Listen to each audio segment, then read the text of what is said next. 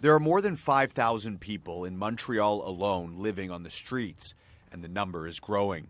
Vincent Chiara, president of Group MAC, one of the city's leading developers, says he has a plan to cut that number almost in half. We put our energy and our capabilities and our experience in play here so that society benefits from it. Chiara says he and several other developers are committed to building 2,500 social housing units.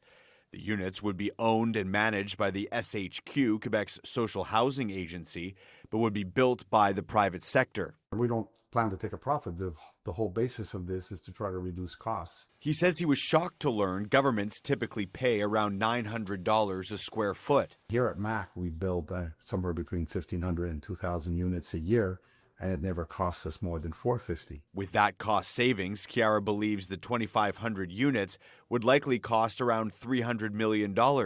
He's already spoken with several banks, including Desjardins, for financing, and figures the annual mortgage payment for the government would be between $12 and $15 million.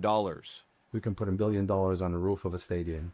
We can find $12 or $15 million to fix what I consider to be most serious social problem that we're living in the last 50 years. It's a major development for James Hughes with the Old Brewery Mission. It's a big deal. 2,500 new units for our clientele.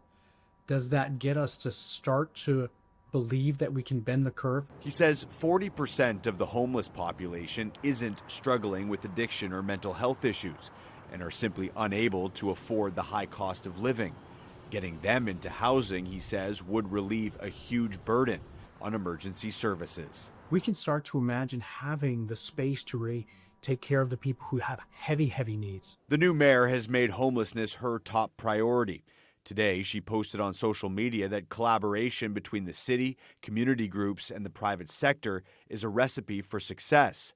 Chiara says he's already in talks about building on city-owned property, further reducing the costs. It could take somewhere between 3 and 5 or 6 years to execute if the government's got the energy and the willpower to want to do it. In a statement, the SHQ said it welcomes the private sector's willingness to get involved, but with discussions in the preliminary stages, had no other comment. Matt Gilmore, CTV News.